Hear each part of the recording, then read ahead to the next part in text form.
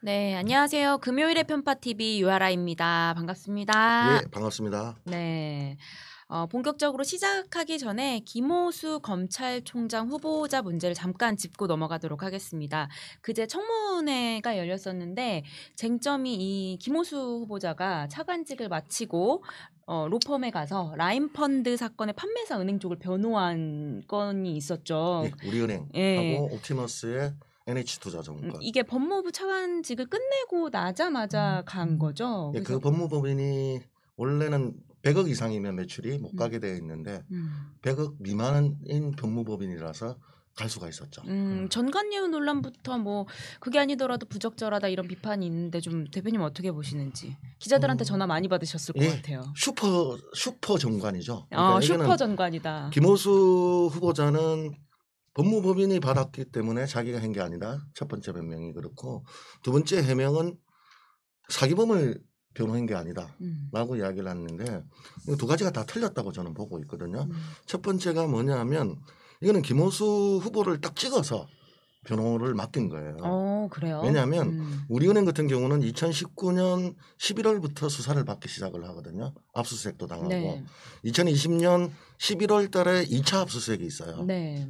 그러면 압수수색이 나왔다는 것은 뭐냐면 검찰이 기소할 확률이 매우 높다는 거죠. 네. 그러니까 처음부터 김호수 후보가 변호를 한 게 아니라 이 이후에 작년 12월에 변호사로 선임이 되거든요. 그러니까 11월 압수수색이 끝나고 그 다음 달에 바로 변호사로 선임이 됐다. 그러니까 추가로 선임된 거죠. 그러니까 원래 이 법무법인이 뭐 유력해가지고 한 게 아니라 김호수 후보자가 있으니까 전관을 보고 가장 박강한 전관이지 않습니까? 법무부 그렇죠. 차관했고 우리은행 입장에서는 기소가 되면 손태성 회장의 신분에 문제가 생기기 때문에 극렬하게 막을 수밖에 없는 입장이었기 때문에 누구라도 영입하고 싶은데 이 정권과 가장 밀접한 김호수 법무부 차관이 마침 또 변호사로 오니까 그 법무부 통해서 영입을 했다고 보고 있고요.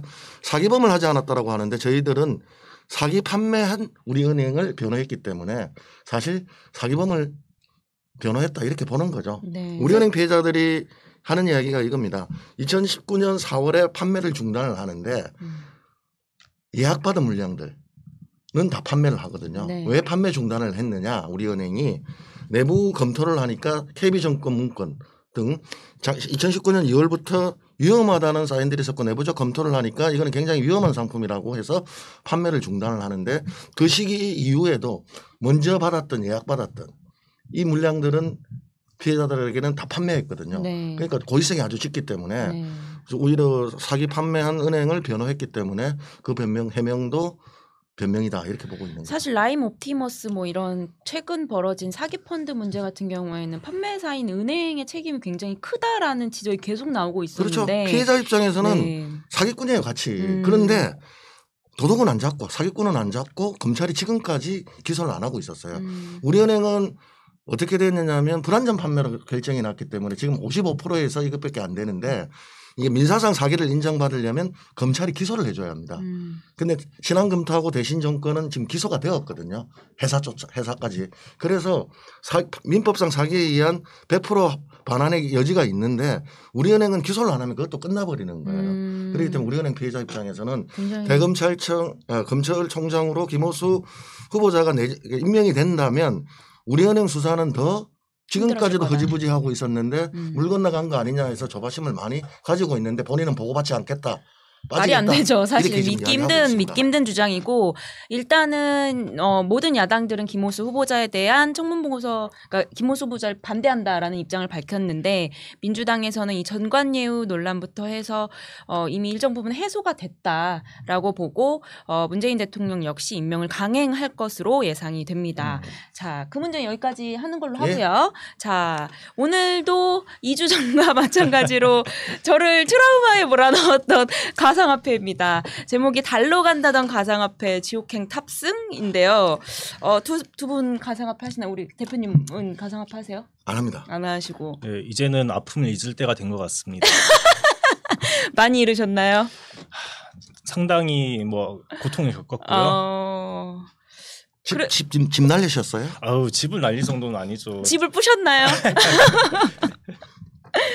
네, 알겠습니다. 최근 들어서 이 가상화폐 등락이 엄청나게 심하다고 거의 매일매일 뉴스가 나와요. 얼마 전까지는 굉장히 또 치솟았는데 또 최근 들어서 반토막이 났다. 뭐 시도 때도 이렇게 없이 이렇게 오락가락하니까 전문가들도 전망이 정말 다 다릅니다. 네.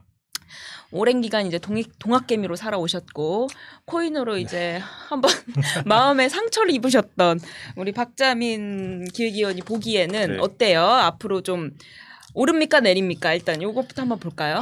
지금 며칠째 박스권에 갇혀 있거든요. 네. 이게 박스권에 갇혀 있다는 것은 이것의 폭락을 불러왔던 이제 중국발 리스크, 이제 중국 정부에서 이제 규제를 하겠다고 했던 그 악재들이 다 쏟아져 나왔고 이제 더 이상 악재가 나올 곳이 없다고 지금 시장에서 보는 것 같아요. 그래서 일단 박스권이 형성하고 있고요. 앞으로의 과정은 이렇게 더 이상의 악재가 나오지 않는다면 다시 상승을 잠시라도 할 수 있다 이렇게 저는 보고 있습니다. 단기적인 전망인가요? 단기적인 상승은 그렇게 볼 수 있고요. 희망하세요? 희망이라고 혹시 몰래 투자한 거 아니야? 지금 아니, 희망사항 말하는 거 아니야? 이제는 미련 없이 다 청산을 했고요. 네. 근데 이 등락폭이 그렇게 심하다라고 하는데 어느 정도예요? 하루에 뭐 어느 정도 뭐 떨어졌다 올랐다. 일단 이거 창 좀 올려주세요. 네. 그럼 실시간 시세 한번 보고 가실게요. 네. 네. 와. 비트코인 지금 저게 오르는 거 내리는 거죠? 네. 얼마? 저게 아마 저게 1분 봉이거든요. 1분 차트거든요. 네. 지난 막대기 하나가 1분간 가격 등락을 이제 의미하는 건데요. 사실 비트코인 같은 경우에는 등락폭이 많이 줄었습니다. 많이 줄어서 하루에 10% 등락이 있기 어려운 상태 이렇게 이제 좀 안정화가 되어 있고요. 사실 이제 비트코인보다 변동성이 더 큰 거는 잡코인이라고 불리는 알트코인들, 뭐 도지코인, 이더리움 이런 것들이 이제 변동성이 더 큰데요. 도지코인 같은 경우에는 하루에 등락폭이 한 20%까지 왔다 갔다 하더라고요. 최근에도. 최대로 많이 등락했던 코인은 어느 정도였어요? 그 워낙에 코인 종류가 많기 때문에 그래도 막 최대 뭐 몇 프로 이런 게 있을 거예요. 충격적인 퍼센트. 최근에 금을 거래할 수 있는 코인이다 이렇게 해가지고 뭐 1000% 이 정도까지. 하루에요? 네, 하루에. 하루도 아니죠. 이게 몇 시간 동안. 그러면 만약에 1000%가 오른 거예요? 올랐다가 다 떨어졌죠. 올랐을 땐 시점에 팔았으면 대박이었겠네. 그거는 신의 영역인 것 같고요. 그래요? 그렇게는 어렵나요? 그거는 사실 나중에 또 말씀드리겠지만 뒤에 가서 말씀드리겠지만 사실 보이지 않는 손이 있다. 어둠의 손이 있다. 네. 이렇게 다들 보고 있습니다. 알겠습니다. 근데 비트코인도 많이 빠지긴 많이 빠졌죠. 저게 최고 올라갔을 때가 7천만 원. 네, 8천만 원까지. 한 주에 7천만 원인가요? 네, 한 개. 한 코인 개. 하나에. 7천 얼마까지 갔다가 지금 4,400으로 빠졌으면 저 빠진 절반이 빠진 거네요. 물량들을 봤을 때는 지금 기사를 보니까 삼성전자하고 하이닉스 시가총액이 날라갔다. 그렇더라고요. 이 정도로 충격이 크게 빠진 거죠. 아니 근데 이렇게 전반적으로 이렇게 반토막이 난 거잖아요. 지금 어쨌든 네, 지금 두 단기적으로 달 만이죠. 단기적으로는 이제 좀 오를 것이다. 이렇게 전망을 지금 우리 동학개미가 해주셨는데 어쨌든 많은 그 금융 전문가들은 장기적으로 이제 하락할 것이다. 지금 뭐 이렇게 얘기를 하고 있고 지금 반토막이 났는데 이 가상화폐 전반적인 하락세 이유가 뭐라고 보시는 거예요? 저는 이제 반반으로 보는데요. 이 하락하는 이유들은 어쨌든 중국이 채굴을 금지시키고 이제 이란까지도 이제 채굴을 금지시키는 걸로 나왔고요. 김정세님 안녕하세요. 심한 감사합니다. 경우에는 사형까지 시키겠다. 중국은 채굴을 이거 채굴하면 우리가 지지난주에 중국이 거래를 금지시켰다고 하니까 홍콩에서도 뭐 이루어진다라고 했는데 어쨌든 채굴을 했을 때는 사형까지 시킨다고 하다 보니까 아마 중국에서는 채굴이 금지되지 않을까 싶어요. 이제 이 영향들이 있어서 세계적으로는 어쨌든 비트코인이나 가상화폐에 대한 부정적 의견들이 매우 강하게 나오고 있는 거고 한편으로는 여기 투자 가치를 보고 금융상품으로 선물 옵션을 거는 상품화 시키는 데도 있어요. 그게 미국 같은 경우인데 그래서 제가 반반으로 본다는 것들은 이게 이제 안정화돼 가지고 사실은 저는 화폐 가치로서는 없다고 보는 거고 지난주에도 말씀을 드렸는데 다만 이게 이제 금이냐 아니냐. 그러니까 금으로 보고 미래 가치를 보고 황금으로 알고 지금 샀다가 이게 황금이 아니고 철이에요. 알고 보니까 이렇게 된 경우들이 있는데 이게 금으로 인정을 받고 대체적으로 인정을 받는다면 가격은 말씀하신 대로 올라갈 수는 있겠지만 저는 좀 내려갈 수 있는데 확률이 51을 더 거는 이유 중에 하나가 중국도 지금 자국 내에서 전자화폐를 만들고 있고 네. 그러니까 중국이 그게 성공을 하면 미국도 저는 만들 거라고 봐요. 각국마다 통용할 수 있는 자기 나라의 전자화폐를 만들기 때문에 지금 가상화폐가 등장하면서 전자화폐로서의 기능들이 있다라고 이야기했던 것들이 부정당하다 보면 내려가지 않을까라고 저는 보고 그러니까 있습니다. 지금 김득희 대표님 말씀은 가상화폐를 대신할 각국의 전자화폐가 발행될 것이다 이렇게 보시는 거고. 예, 저는 아까 말씀드렸던 건 기술적인 분석이거든요. 차트를 보고 말씀드리는 건데. 차트 다시 한번 띄워줄까요 그러면? 이거 아깝잖아요. 차트는 다시 안 봐도 안 봐도 돼? 그건 1분 차트라 가지고 네. 사실 큰 의미가 없어요. 근데 이제 중국에서 그 디지털 위안화를 만든다, 이제 어느 나라에서 또 만들 것이다 이렇게 이제 얘기가 나오면서 이것들이 비트코인을 포함한 가상화폐들의 지위를 약화시킬 것이다, 위협할 것이다 이렇게 전망도 나오는데 사실 비트코인이 거래 수단으로서 유용하진 않아요. 이게 한번 거래하는데 예전 같았으면은 이제 초기 같았으면 금방 이제 전송이 됐었는데 지금 전송하는데 시간이 엄청나게 걸리거든요.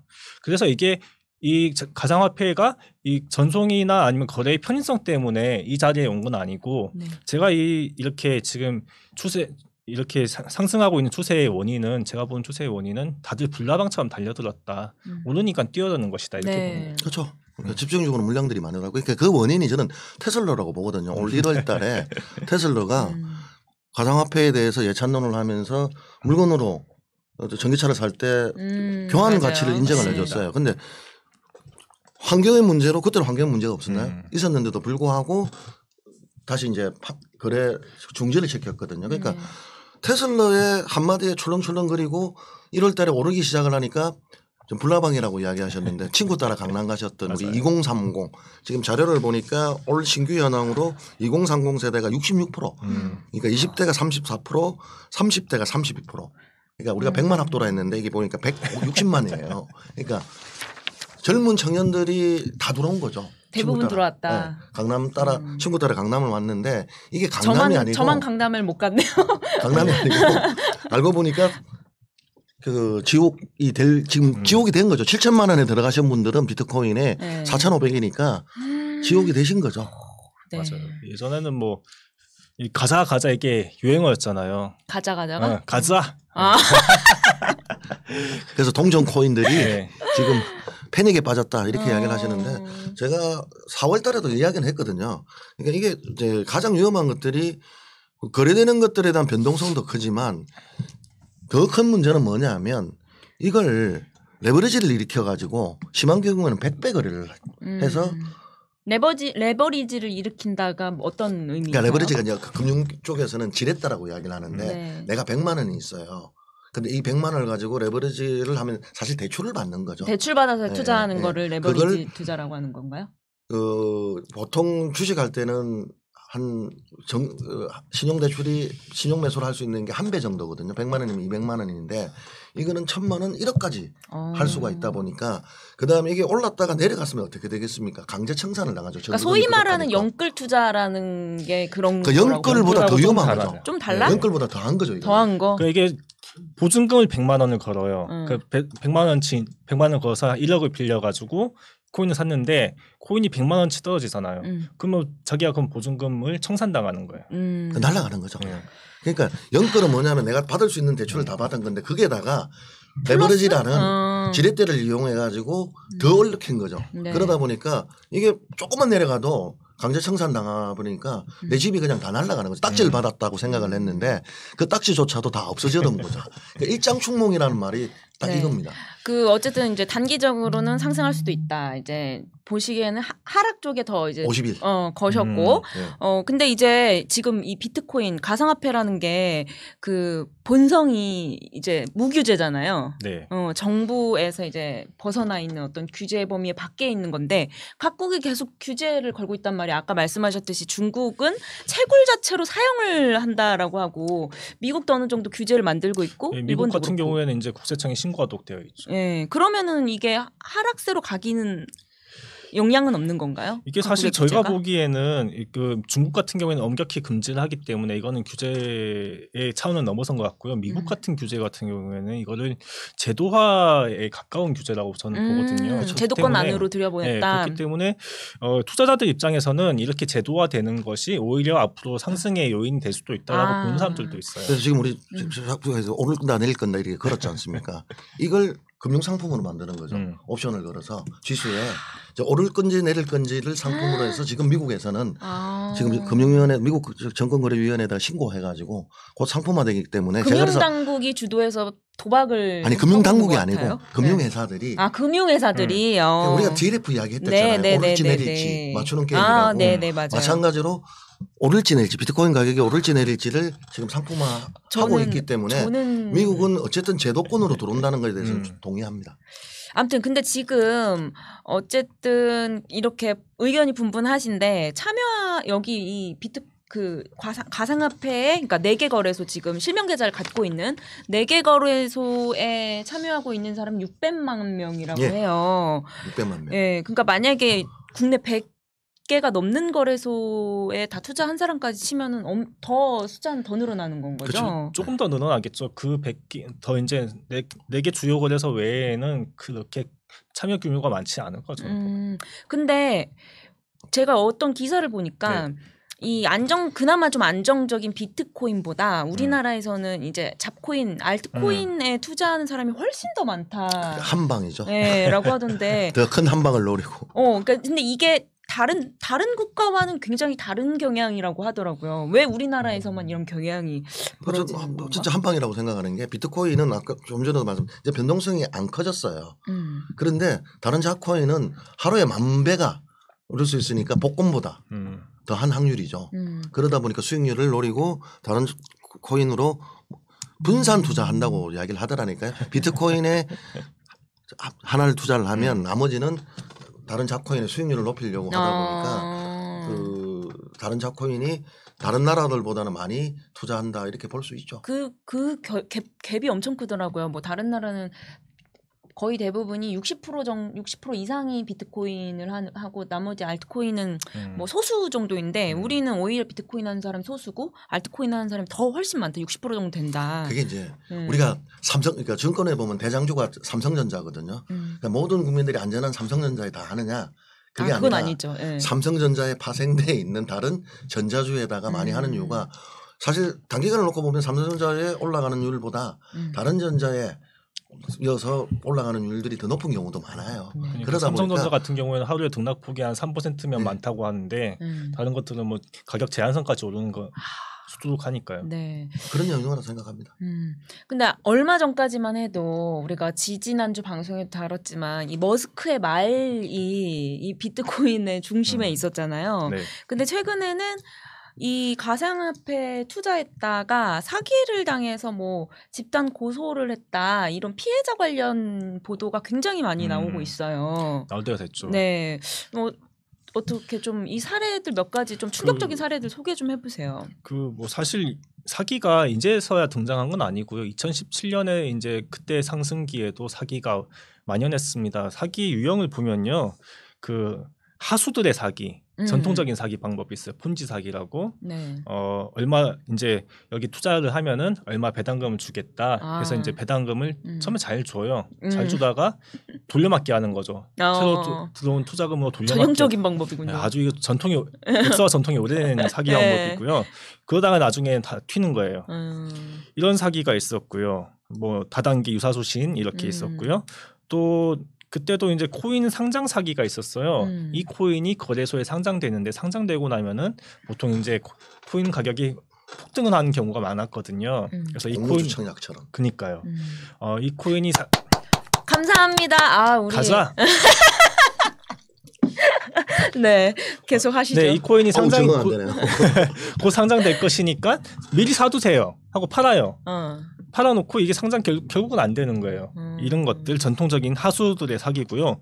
그때도 이제 고수들의 사기 있었어요. 거래소 사기 유형인데요. 갑작스럽게 이제 거래소가 폐업을 해요. 그러면 이제 거기 있던 코인들, 예치금들 다 없어지겠죠. 그런 경우도 있었고. 그걸 거래소 먹튀라고 하죠. 먹튀. 요즘에 많이 나오더라고요. 거래소 먹튀. 그리고 또 거래소에서 코인이 해킹당했다고 주장을 해요. 코인이 사라졌다고 주장해요. 근데 이게 좀 미심적인 부분들이 많아요. 해킹을 당한 건지 기획한 건지 모를 그런 것도 있었고요. 네. 또 한 가지는 이게 명확하게 밝혀진 사례는 많지 않은데 코인 상장을 이제 기획을 하면서 거래소 자체에서 내부 정보를 가지고 미리 코인을 자기들이 사놨다가 이익을 본다 이런 의혹들은 많았어요. 별의별 의혹이 많네요. 네, 이 정도는 이제 신종 사기, 고수대 사기 이렇게 볼 수 있습니다. 그게 거래소에 의한 사기라면 우리가 보면 전통적으로 아까 고전적이라고 하셨는데 저는 이번에 이 유형들을 좀 보면서 느낀 게 우리가 다단계 판매는 진짜 역사와 전통이 오래되어 있어요. 그렇죠. 폰지 사기가. 그러니까 이 자석료와 자석 침대에서 이제 코인으로 바뀐 거죠. 코인으로 바뀌어가지고 아까 배당금만 준다 했는데 모집 수당도 주더라니까요. 100만 원씩. 그것도 코인으로 준다. 맞아요. 저 아는 분이 부동산을 하시는데 집을 보러 온 고객이 그 다단계 코인으로 유인을 하시더라. 그러니까 이게 이런 얘기도 하더라고요. 계속 주는 거예요. 1년 동안. 그러니까 의심 많은 사람들은 유가라 기자님 같은 경우는 1년을 지켜보고 있는 거죠. 계속. 그러니까 1년 동안 계속 배당금도 들어오고 내 사촌 동생을 영입을 하니까 진짜 100만 원을 줘요. 투자금을 코인으로. 그러니까 이제 1년째 될 때 발 벗고 나서는 거죠. 그러니까 이게 아주 치밀한 게 전통적인 하수들이라고 싫은데 그러니까 우리 끈기와 인내와 자본이 없으면 이게 하수들도 못하는 거예요. 그러니까 우리 예전에 다단계 사기 이렇게 막 다룰 때도 보면 대부분 타깃이 처음에는 청년들이었잖아요.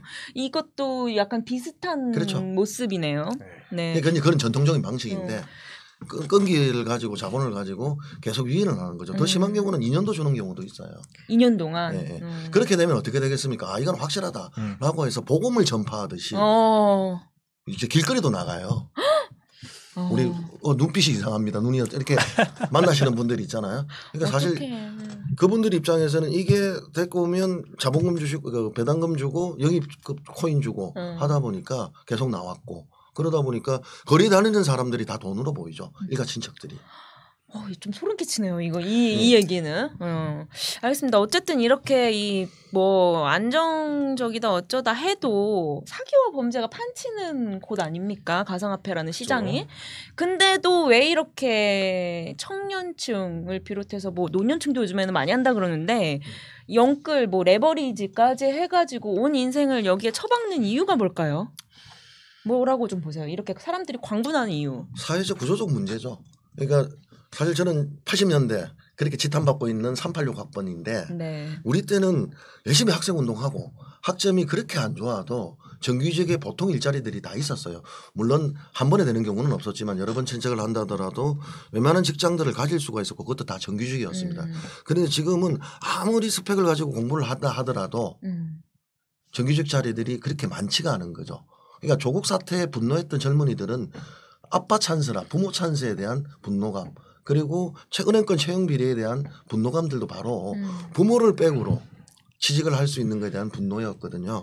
그러니까 이제 직장에 대한 안정적인 일자리가 없는 것 첫째 그 집값은 너무 올랐어요. 네, 그렇죠. 저 때만 하더라도 제가 집 살 때만 하더라도 2000년대 서울의 아파트가 강남이 2, 3억이었어요. 지금 20억, 30억이에요. 그러니까 집에 대한 포기, 그러니까 결혼 포기, 그러니까 3포에서 5포 이렇게 되다 보니까 알겠습니다. 이게 자기들의 희망을 구조적 사다리로 가상화폐로 몰린 거 아닌가 저는 그렇게 보고 있습니다. 우리 자민 씨는 어떻게 보세요? 저는 뭐 2030 세대가 뭐 이렇게 뭐 주식 영끌 뭐 이런 건 다 뭐 그런 분석은 많이 봤고요. 일단은 기관 투자자들이 들어온다고 해서 지금 상승에 대한 믿음이 생겼어요. 근거가 있다. 네. 믿음의 근거가. 기관 투자자들이 어떤 놈이야. 이놈들은 돈이 확실한 데 온다. 이렇게 생각하기 때문에 이렇게 다들 이제 몰려드는 거고요. 사실 이거 요번에 코로나 이전에 지금 이번에 폭등 이전에 이 상승이 어디서 시작됐냐면은 그 2017년 18년에 그 대폭락 이후에 한동안 박스권을 유지했거든요. 네. 사실 박스권이라고 하기에도 민망한 게 가격이 최대로 가장 밑으로 내려가면 300만 원대까지 내려갔고 그 박스권 기간 동안에도 1200만 원까지 올라갔던 때가 있어요. 4배가 차이 나는데 이게 박스권으로 지금 보이는 거예요. 워낙 이게 크니까 네, 그게 워낙에 그것조차 크니까 그렇죠. 뭐 지금은 뭐 8천만 원까지 올라갔었는데 왜 이렇게 박스권을 유지하다가 갑자기 올라갔냐 하면은 비트코인이 전통적인 자산의 형태를 갖추기 시작했어요. 어떻게 갖추기 시작했냐면은 네. 우리가 집을 사면은 집을 담보로 대출을 받을 수 있잖아요. 네. 마찬가지로 비트코인을 가지고 대출을 받을 수 있게 해줬어요. 이런 어디서? 은행에서? 아니죠. 은행이 아니고 가상 거래소 같은 데. 아, 거기서 대출을 네. 해준다는 거예요? 이걸 디파이라고 하는 건데요. 네. 디파이 금융이라고 하는 건데 여기서 이제 비트코인을 자기가 갖고 있는 비트코인을 유동화할 수 있게 해주니까 이건 전통적인 자산들이나 할 수 있었던 그쵸. 건데 비트코인도 할 수 있게 됐다.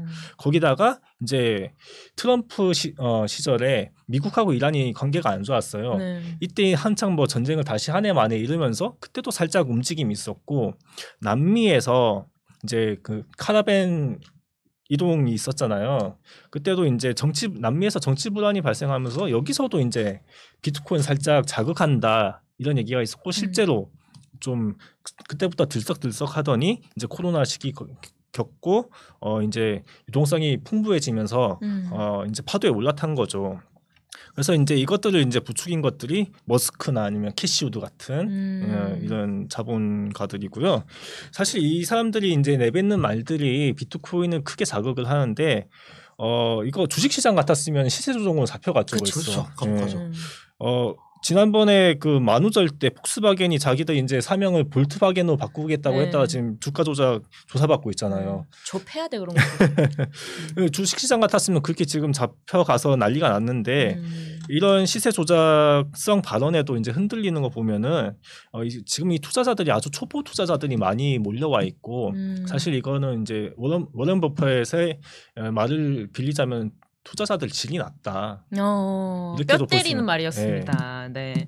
근데 그 국내에서도 뭐 보면은 뭐 이게 뭐 비트코인에 영향을 주는지 모르겠지만 금감원 부국장이 이제 뭐 사직해서 거래소로 이직을 했다거나 법무부 검사가 이직을 시도했다 논란이 되니까 뭐 마음을 접었다. 뭐 이런 기사가 나와요. 정치인들도 이제 코인 투자를 해서 뭐 땄네 안 땄네 이런 얘기를 스스럼 없이 하는 이 상황에 대해서는 좀 어떻게 보세요?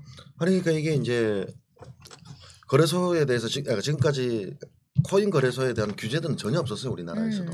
근데 이게 암호화폐로 시작을 했던 게 가상화폐로 개념이 정리가 되었다가 국제적으로 세계적으로 합의한 게 가상자산이거든요. 네. 그래서 우리나라가 법을 만든 게 가상자산으로 정리를 하고 어디에다 법을 만드냐면 아니 법 말고 아니 설명을 드린 게 특별히 금융법에 들어간 거예요. 그러니까 이게 뭐냐면 부정자산, 부패자산들 자금 세탁 방지 여기에 들어갔는데 여기에 나왔던 게 이제 인정되는 게 가상자산으로서 가상거래소를 신고하게 된 거예요. 그 신고를 말은 신고지만 사실은 은행이 허가해 주는 거죠. 그러니까 은행의 허가를 받아야 되는데 지금 4개밖에 안 해주고 있거든요. 그럼 나머지는 퇴출이냐 아니냐 그러니까 처벌받으니까 이제 도망을 가든가 아니면 인정을 받아야 되기 때문에 그리고 이 인정도 그러니까 신고도 이제 인정계좌 뭐라고 하냐면 실명 확인 입출금 계정을 받아야 되거든요. 이게 4개 은행에서 지금 해주고 있는데 업비트, 빗썸, 코인, 코빗만 받았는데 이게 5년마다 갱신이에요. 네.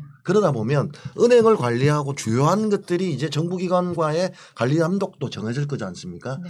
여기에서 누가 제일 좋습니까? 법무부 출신의 관료, 김호수처럼 정관, 그다음에 금융감독원 직원이 들어간 것들은 향후에 금감원이 이게 법에 어떻게 명시되어 있느냐면 금융정보분석원이 신고하게 되어 있는데 법에 따라서 업무 위탁을 누구한테 해줄 수 있느냐 금감원에 해줄 수 있다라고 되어 있거든요. 재인증을 받으려고 그러면 그럼 5년 뒤고 그러니까 이게 이제 신고에 관한 것들이 금감원에 위탁이 된다 한다면 법상 관리감독은 금감원으로 갈 확률이 크기 때문에 미리 선점하는 거죠. 이 아까 김호수 전관예우 뭐 그런 거랑 비슷한 그렇죠. 거 아니에요? 그러니까 왜냐하면 이제 법에 정해지잖아요. 그렇게 되면 9월 이후에는 저는 이게 명확해질 거라 봐요. 네. 공직자들이 이직을 할 때 신고해서 허락을 받아야 되는데 안 될 수가 있거든요. 근데 지금은 법과 규정이 없으니까 미리 금감원 직원이라든가 법무부 직원이라든가 이런 출신 성분 좋으신 분들을 거래소 입장에서는 영입을 하면 생존이 더 할 수가 있잖아요. 지금 사실 옥석이 가려지고 있거든요. 4개는 인정을 받았기 때문에 대부분 몰렸다라고 그리고 지금 몰려가고 있고 심지어 은성수 위원장조차도 온대 발언을 했을 때 자기 뜻은 그 뜻이 아니라 안전한 거래소로 너무 욕을 먹어가지고 안전한 거래소로 가라고 한 뜻이었다. 저도 그렇게 봤어요. 그런데 말을 꼰대 발언을 했는데 어쨌든 9월 이후에는 더 분익부가 더 심화될 거예요. 네. 거래소들 같은 경우에 메이저 거래소 같은 경우에는 지금 거래 수수료만으로 수천억을 벌고 있거든요. 이 거래소들 입장에서는 가장 악재가 가상화폐 거래 금지를 중국처럼 금지를 먹는 거고요.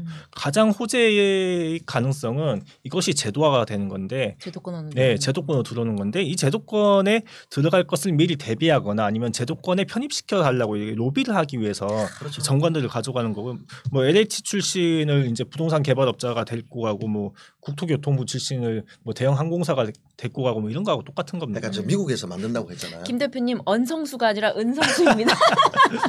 경상도 발을 쓰고 어린애 같은데 금운동할 때 은성수 알겠습니다. 자, 제도권 안으로 들어온다는 건 뭐겠어요? 그냥 이게 가상화폐를 인정받는 게 아니라 상품으로 내가 쉽게 구매를 할 수 있어야 돼요. 지금 우리가 올라간다 내려간다에 맞춘다고 했잖아요. DLF처럼 국민은행에서 이 상품을 만들어요. 올라갈지 내려갈지 예측했던. 그러면 우리가 쉽게 가입을 하는 거죠. 펀드처럼. 모집을 했을 때. 그러면 이거는 호재죠. 그러려면 은행이 이 상품을 제도권 안으로 들어와서 만들 수 있게끔 할 수 있는 데들이 누구겠습니까? 금감원 출신들이잖아요. 네. 저는 금융위 출신들도 영입할 거라고 봐요. 네, 알겠습니다. 지금 이 얘기가 나왔으니까 우리 좀 한마디만 더 합니다. 근데 한마디 짧게. 우리가 가오가 있지. 금감원 출신이나 법무부 출신들이 어떻게 가상화폐로 이직을 하는지 저는 정말 염치 없다. 염치 없다. 네. 청년으로 보통에 빠졌는데. 네. 아무튼 이렇게 고위공직자들이나 정치인들까지도 이 가상화폐를 하는 거를 투자하는 걸 넘어서 지금 이 업자로 가고 있는 상황인 건데. 어쨌든 이 규제 수위를 놓고도 갑론을박이 있습니다. 새로운 산업으로 볼지 이걸 아니면은 엄청나게 커진 도박판 사회 문제로 봐야 하는지에 따라서 이 규제 수위나 어떤 제도적인 방법에 대해서 좀 차이가 있는 것 같은데 두 분은 어느 정도의 규제가 좀 필요하다고 보시는지. 사실 비트코인을 비롯한 가상화폐가 이렇게 폭등하지 않을 때는 아무도 규제할 생각 안 해요. 왜냐하면 이게 알아서 사그라들겠지. 다들 맞아요. 이렇게 봤었는데 이게 다시 뜨니까 문제가 생기고 규제를 하겠다고 하는 건데 애초에 이거를 지금보다 가격이 낮았을 때 훨씬 폭등 이전에 금지를 시켰거나 아니면은 더 강한 규제를 했다면은 부담이 없죠, 사실. 금지시켰을 때 부담이 덜한 거죠. 지금은 금지 쪽의 입장이신가요? 사실 저는 금지 쪽의 입장인데요. 중국처럼 아예 채굴부터 금지해야 된다? 이게 끝이 없습니다. 더 늦으면은 만약에 가격이 더 올라간다. 지금 4천만 원인데 다시 뭐 1억이 뭐 8천만 원으로 올라간다. 그러면은 이거를 금지시키는데 드는 비용이 2배나 드는 거예요. 이거는 뭐 정부가 다 되는 건 아니겠지만 누군가는 그만큼 손해를 봐야 되는 거죠. 손해의 범위가 2배로 늘어나는 것이고 그 전에 빨리 뭐 다 금지를 시키거나 아니면 폐쇄를 시키는 게 저는 답이라고 생각을 하고 있고요. 폐쇄를 하는 게 답이다. 네. 근데 뭐 이런 얘기도 있어요. 어차피 이 흐름은 거부할 수가 없다. 그래서 지금 민주당 김병호 의원 같은 경우에는 가상자산을 육성하자라는 취지의 법안까지 냈거든요. 그러면은 이거는 좀 어떻게 이런 법에 대해서는 어떻게 보세요? 좀 금지시켜야 된다. 저는 가상자산 육성에 대해서 동의하잖아요. 네. 그러니까 이게 기본적인 보호, 그러니까 저 말씀이 맞는 게 이제 집 없던 분들이 집을 점거해가지고 있었을 때 10년, 20년 살면 우리가 어떻게 됩니까? 점유권을 인정하지 않습니까? 그와 마찬가지로 지금 500만 이상이 거래를 하고 있는 데 있어서 바로 폐쇄를 시킨다. 전 늦었다고 봐요. 그러니까 2017년도 유시민 논쟁이 있었을 때 아니면 법무부 장관이 이게 돌덩어리라고 했을 때 폐쇄를 했다면 저항이 적었을 건데 이제 많은 사람들이 지금 없기 때문에 정치인들은 폐쇄는 물 건너갔다고 보고 있고 야당조차도 보호해야 된다라고 은성수 위원장을 몰아붙이다 보니까 지난번 꼰대 발언이 국회에서 나온 거였거든요. 그러면 한 발 더 나가서 김병우 의원 같은 경우는 육성 보호라고 하는데 그걸 왜 우리가 비트코인에 대한 육성 보호를 해주고 거래소에 대한 보호를 해줘야 제 되는 말이 거죠. 저도 이상한 것 그 같아요. 정도는 아니라고 보고 있고 다만 이제 퇴출당할 거래소와 퇴출 안 당할 거래소가 있는데 은성수 위원장의 최근 발언을 지켜보면 9월 이후에는 합법적인 거래소에 들어온 것들은 보호가 된다. 물론 변동에 대한 보호를 해주는 건 아니라고 이야기를 했거든요. 그러면 그 네 개가 들어오기 전까지는 손 놓고 있겠다는 건 아직도. 그러면 이 4개 이전에 9월 이후에 은행으로부터 실명 확인 입출금 계정을 못 받는 거래소에 대해서는 그 자산에 비트코인 가상화폐에 대해서는 어떻게 할 건지에 대한 보호 장치가 저는 선제적으로 있어야 된다고 알겠습니다. 보는 보호 장치가 있어야 된다라고 말했어요. 그러니까 그 4개 거래소 외에 다 그러니까 불법 거래소라고 말을 할게요. 불법 거래소 9월 이후에 불법. 네, 9월 이후 불법 거래소가 될 그 거래소들에서 이제 피해를 본 피해 투자자들에 대한 보호가 있어야 한다라고 말씀을 해주셨어요. 우리 자민 씨는 어떻게 봐요? 이 피해자 보호 사실 조치에 이게 대해서. 비트코인의 정신이 뭡니까? 탈중앙화, 정부의 간섭을 받지 않겠다. 그래서 이거 뭐 리스크를 감당한 거를 자기들이 그만큼 가져가는 거 아닙니까? 근데 이거 탈중앙화로 이제 단문은 다 빨아먹었는지 모르겠지만 어쨌든 여기에 편승하기 위해서 탑승을 했는데 이것에 정부가 개입하라는 거는 일단 비트코인 정신이 있다면 거기에 부합하지 않는다 저는 생각을 하고요. 근데 저는 좀 말씀 아직 안 끝났죠. 네네. 근데 저 지금 이게 듣기에 이 4개 빼고 다른 알트코인, 잡코인 약간 이 투기성이 강한 코인이 아니고 거래소. 거래소. 그러니까 그 약간 투기성이 강한 내지는 그 2가지 요건을 충족하지도 못하는 그 거래소에 대해서 거기서 거래를 하는 건 위험하다라는 신호는 계속 왔었잖아요. 그렇죠. 근데 이제 자기네들이 돈을 더 많이 벌기 위해서 이제 그 거래소를 이용한 건가요, 그러면은? 아니 그 거래소가 그나마 좀 안전하다고 생각을 하고 사람들이 몰린 거죠. 그 거래소는. 그럼에도 불구하고 대형 거래소에 있던 4개 중에서 하나는 피망 사기를 당해가지고 이게 약관에 의해서 지금 보장받고 있거든요. 그런데 피해자 입장에서는 해킹당한 거예요. 그런데 이게 보호에 대한 부분들이 없죠. 그러니까 저는 2가지 보호가 있어요. 이 안전한 거래소, 인정됐던 거래소에 일어났던 거래에 대해서 거래소의 책임을 좀 더 명확하게 하고 입증 책임을 거래소에 져야 된다고 하는데 지금은 소비자 입증으로 가다 보니까 사기로 신고를 한다 하더라도 잘 피해를 보상 못 받게 돼 있는 거죠.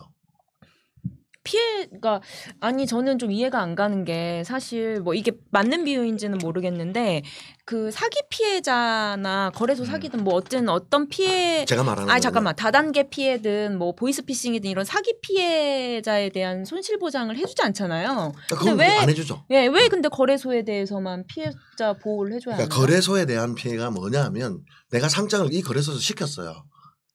책임지고. 근데 그 코인이 알고 보니까 사기였다. 그럼 그 거래소가 상장시킨 책임은 져야 되는 거죠. 사기 코인에 대한 책임은 거래소가 져야 되는 거고. 거래소가 피해 상장을 했으니까. 그러니까 피해 보상을 거래소가 해주도록 해야 한다. 죄송합니다. 상장을 했습니다. 네. 또 정정근 위원장 또 짱이 아니고 장이라고 할 것 같아서 이 말씀을. 근데 그거랑 하거나 아니면 내가 이 거래소가 해킹을 당했어요. 근데 그 해킹에 의해서 거래가 되었는데 거래소 입장은 뭐냐면 우리가 해킹 당한 게 아니고 네 사이트가 해킹 당해서 들어왔기 때문에 보상을 못 해준다. 라고 하는 4개 거래 인정받았던 실명 인정받았던 거래소에도 지금 그런 사기 사건이 있기 때문에 이 말씀을 드리는 거예요. 어쨌든 피해자 보호가 필요하다라고 하셨고 우리 자민 씨는 피해자 보호가 필요하지 않다. 부정적인 뉘앙스를 보이죠. 어차피 이거는 정부의 간섭을 받지 않겠다고 들어온 투견장이면은 뭐 거기 룰을 따라야 된다 저는 생각은 합니다. 네. 저도 이쪽 의견에 조금 약간 대신에 이제 그 예치금 같은 경우에 이제 코인을 사기 위해서 한국 돈을 집어넣잖아요. 이 돈에 대해서까지 이제 날아가는 거는 문제가 있으니 이거는 이제 거래소가 빼돌리지 못하게 그 정도 최소한의 조치. 최소한의 조치는 해야 된다 이렇게 저는 생각하고 있습니다. 뭐 저도 뭐 결이 다른 건 아니에요. 네. 저는 뭐 코인에 투자를 했던 것들에 대한 손실을 보상하자 이 이야기가 아니거든요. 그러면 손실의 보상이 아니라 내 책임이 아닌데도 불구하고 거래소의 책임이 있는데도 불구하고 나는 거래를 못했어요. 예를 들어서 아니면 해킹이 당했어요. 그런데 나보고 책임을 입증하라는 거예요. 지금 그렇게 논란이 되는 사건이 하나가 있거든요. 그런 것들에 대한 보상을 이야기를 하는 거지 이 거래소에서 내가 책임지고 내 정보로 들어갔던 투자자 자기 책임에 의한 손실을 폭락을 했는데 그걸 보상하라. 그러니까 증권사 같은 경우에도 이제 증권 거래 시스템이 뭐 다운되고 이러면은 증권사에서 보상하도록 이렇게 하고 있거든요. 그런 내용인 것 같습니다. 저 정도 규제. 그거보다 또 하나 더 들어간 건 피망 사이트에 의한 사기 거래를 말하는 거죠. 피망 사이트. 피망. 피싱 사이트. 피싱. 네, 제가 피망은 고수도 용어였습니다. 피싱 사이트에서 사기를 하는 게 뭐냐면 이게 이 거래소처럼 보이는 거예요. 그 신종 사기인데 똑같이 만드는 똑같이 해서 아이디를 했는데 실명 인증을 하고 들어갔는데 알고 보니까 합법적 거래소가 아니고 가짜 거래소였어요. 그게 낚여가지고 내 정보가 다 나간 거예요. 그럼 그 사람은 나는 진짜 여기서 거래를 하고 있는데 이 사람은 진짜 정보를 들고 거래소 와가지고 빼먹은 거죠.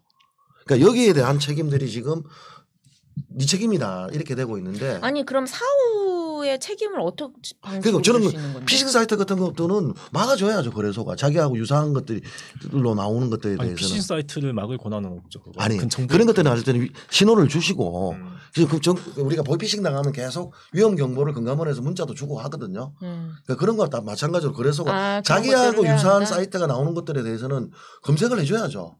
그리고 자기들 고객들한테는 알려줘야죠. 저는 그런 거에 대한 책임을 다하지 않았을 때 피싱 사이트에 대한 사기를 당했을 때 책임들을 따지는 것들이 있어야 된다. 이 말씀을 드리는 거죠. 그리고 저는 궁극적으로 이제 시간이 다 됐는데 이 거래는 시장과 국가에 의해서 저는 정리될 거라고 보고 있어요. 전자화폐라든가 국가가 전자화폐를 운영하다든가. 어차피 한 4개 정도밖에 남지 않을 거다라고 하니까. 근데 그 4개가 몰리면요. 그래도 600만 명이 몰려서 가면 이 4개는 황금 덩어리죠. 4개 거래소는. 그러면 더 오를 가능성이 있겠네요. 이제.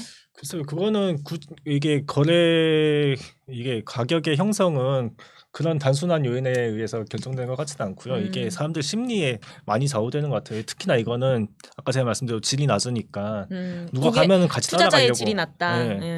오늘의 명언이었습니다. 그런 것 같고 이게 일단 주식시장에도 사기는 많아요. 사기는 많은데 사기를 일단 거래소에서 많이 막아주죠.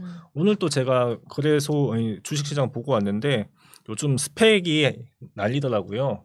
기업 인수 목적 특수회사인데 특수법인인데 뭐 어떤 회사를 인수할지도 모르는데 지금 5일 연속 지금 상한가를 맞았다. 이런 것들이 정지시키고 이런 것들인데 이런 거 같은 경우에는 만약에 사기성이 있다 뭐 이러면은 문제가 있다 하면은 거래소에서 정지도 시킬 수 있고 가격도 제한할 수 있고 변동성 완화도 시킬 수 있는데 이런 것들이 코인 시장에는 전혀 없기 때문에 이런 규제를 누가 아무도 할 수 있는 것 같지도 않고 문제가 있다 저는 이렇게. 예, 알겠습니다. 그러니까 이 연태까지 국가의 규제를 받지 않은 덕에 이득을 봐왔으면서 이제 와서 무슨 또 보호장치냐라는 입장이셨고 피해자 보호에 관한 거래소의 책임은 있어야 한다. 이걸 최소한의 책임이 있어야 된다. 최소한의 책임이 있어야 한다라고 하셨고 정종건님의 저 얘기에 대해서는 답이 된 것 같죠. 이 정도면 네. 오늘 이걸로 마무리를 할 거예요. 40분까지 끝내라고 해서요. 마지막으로 한마디씩 할 수 있는 기회를 드리겠습니다.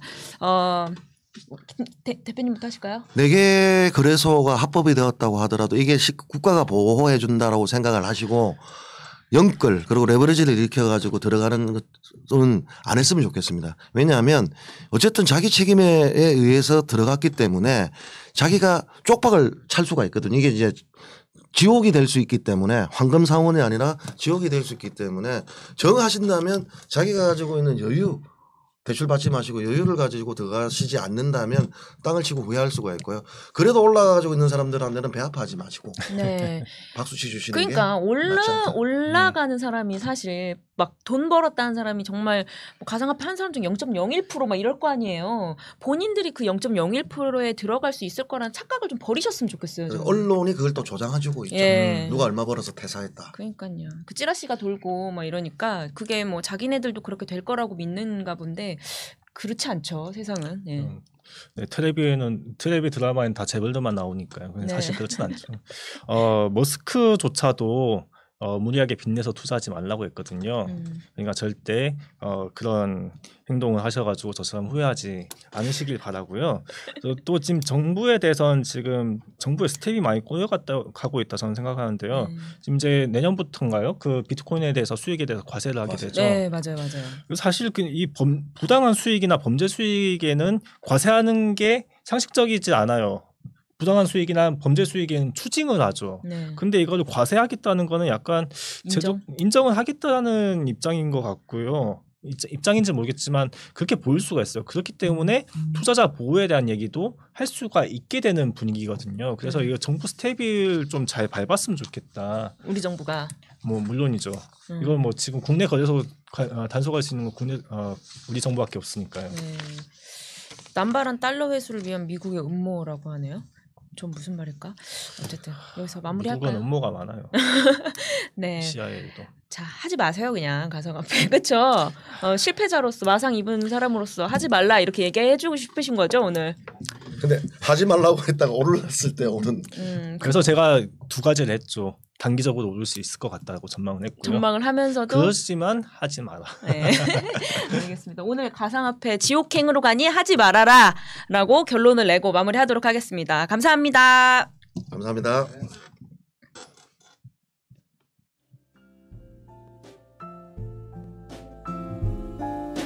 만명 구독 부탁드려요. 만명으로 가는 길에 꼭 함께해 주시기 바랍니다.